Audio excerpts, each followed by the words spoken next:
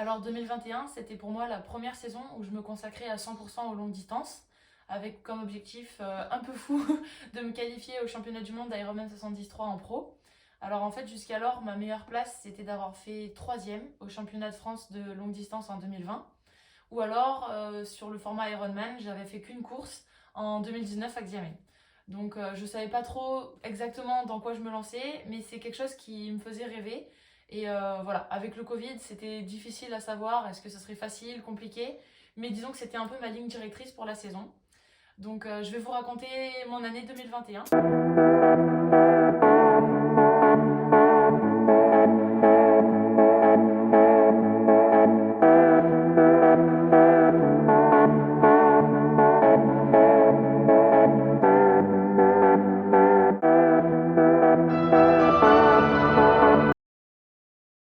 Pour moi, cette saison, elle a commencé au mois de novembre, après ma coupure annuelle, avec un stage d'entraînement à La Réunion.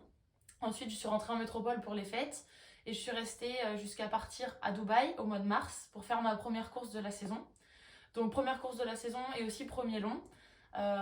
Dubaï, ça s'est bien passé, on va dire, jusqu'à T2.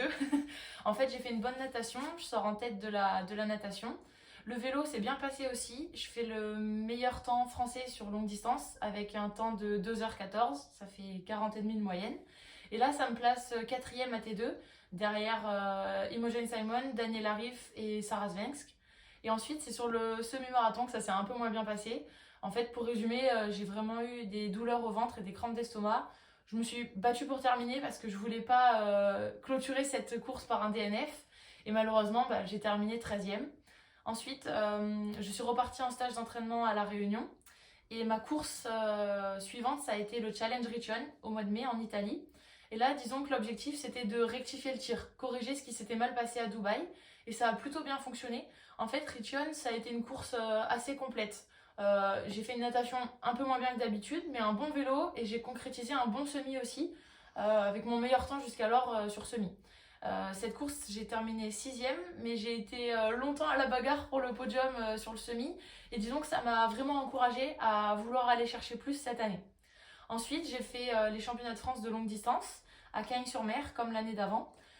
Donc c'était un parcours que je connaissais, mais comparé à l'an dernier, j'avais fait des changements au niveau du matériel et des changements de choix stratégiques. Et disons qu'en fait, pour résumer, franchement, ça n'a pas été une bonne course pour moi. Ça a été un jour sans. Et disons que voilà, je venais pas pour ça et j'étais vraiment déçue après cette course d'avoir terminé sixième. Franchement, ça m'a mis un coup au moral et j'étais assez triste. Ensuite, j'ai vite rebondi avec un calendrier assez chargé pour faire la première D1 de l'année.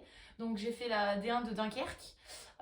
Cette course s'est plutôt bien passée pour moi et je me suis bien amusée en vélo sur le parcours de Dunkerque. Je termine 28e. Ensuite, j'ai fait un petit triathlon régional vers chez moi, à 20 sur Caramie. Un petit format sprint juste pour penser à autre chose et se faire plaisir. Une petite victoire à la maison pour remonter le moral. Et ensuite, je suis allée au Sables d'Olonne. Donc là, on est début juillet, le 73 des Sables d'Olonne. Là, l'objectif, c'était si je pouvais d'avoir la qualif. Mais au vu de la start list, il n'y a rien qui était sûr.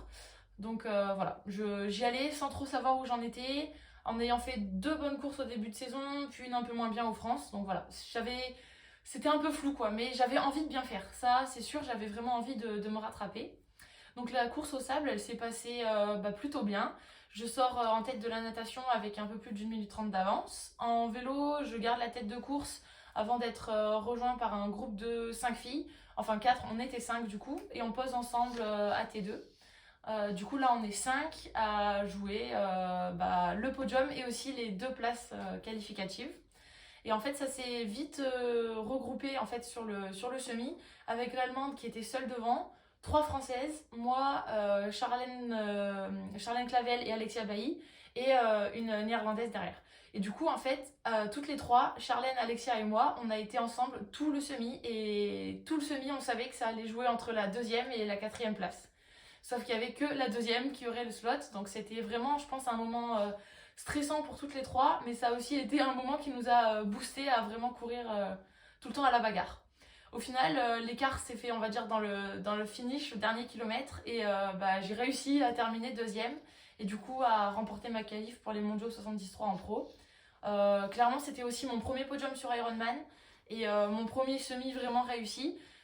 J'ai fait une course qui m'a vraiment fait plaisir, qui m'a fait beaucoup de bien et réussir à me qualifier, c'était juste le bonheur que je rêvais d'avoir cette année. Du coup, ensuite, je suis repartie sur une période d'entraînement, sachant que les mondiaux étaient fin septembre. Au milieu de cette période d'entraînement dans les Alpes, je suis allée faire le triathlon M de l'Alpe d'Huez. Bon, j'ai décidé 2 jours avant d'y aller. Ça s'est pas soldé par des jambes très fraîches, mais je me suis amusée et c'est un parcours que j'aime beaucoup. Vraiment, j'adore la montagne et l'Alpe, c'est une des courses qui me tient beaucoup à cœur avec le M d'Embrun. Du coup, à l'Alpe d'Huez cette année, j'ai terminé 4e. Ensuite, j'étais aussi sur la D1 de Châteauroux au mois d'août, toujours avec l'équipe du TCG. Et la semaine suivante, j'étais sur les championnats de France d'aquathlon et de triathlon courte distance à Pontivy. Alors, le premier jour, samedi, sur les championnats de France d'aquathlon, je termine deuxième de la course, on va dire, au scratch, donc deuxième élite et première en U23.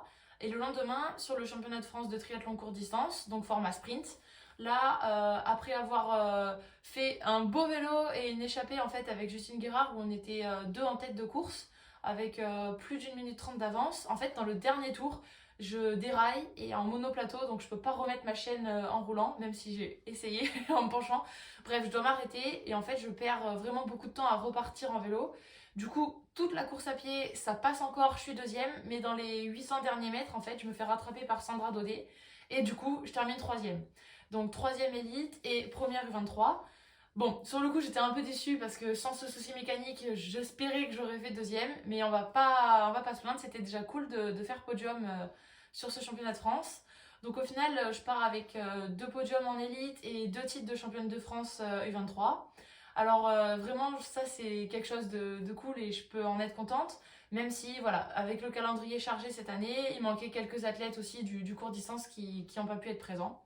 Voilà, donc ça c'était Pontivy. La semaine suivante, j'étais aussi sur la D1 de Quiberon, toujours avec le TCG, et là je termine 39e.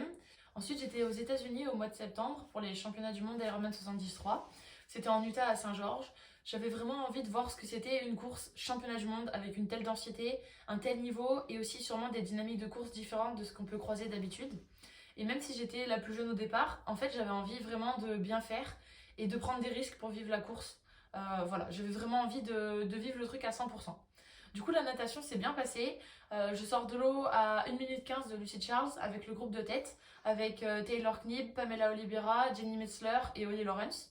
Et ensuite, au début du vélo, en fait, j'ai décidé de vouloir suivre la dynamique et essayer de voir ce que ça donnait d'être avec ce genre de filles, quitte à prendre des risques et quitte à y laisser quelques cartouches. Mais au moins, j'ai goûté ce que c'était d'être dans le groupe de tête aux mondiaux. Et bon, après, ça a été un petit peu dur d'assumer ce départ un peu trop rapide. J'espérais que ça irait mieux en course à pied, c'était pas trop le cas. Je termine 25e.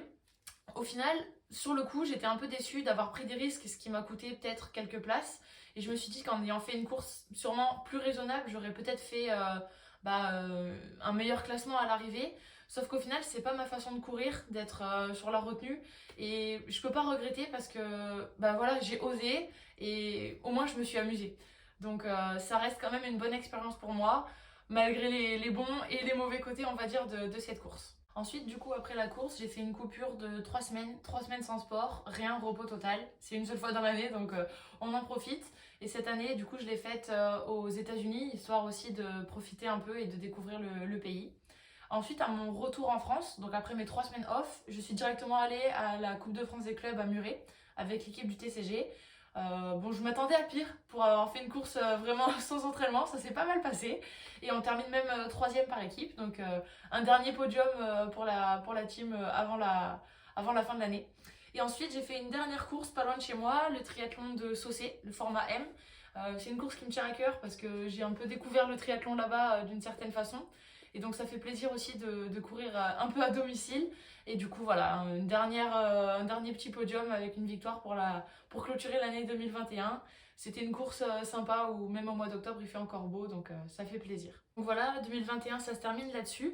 2022, au final, ça a déjà un peu commencé puisque l'entraînement a repris il y a un peu plus de 2 mois maintenant. Il va y avoir encore une grosse période de travail sur janvier, février et mars avant de rattaquer les courses.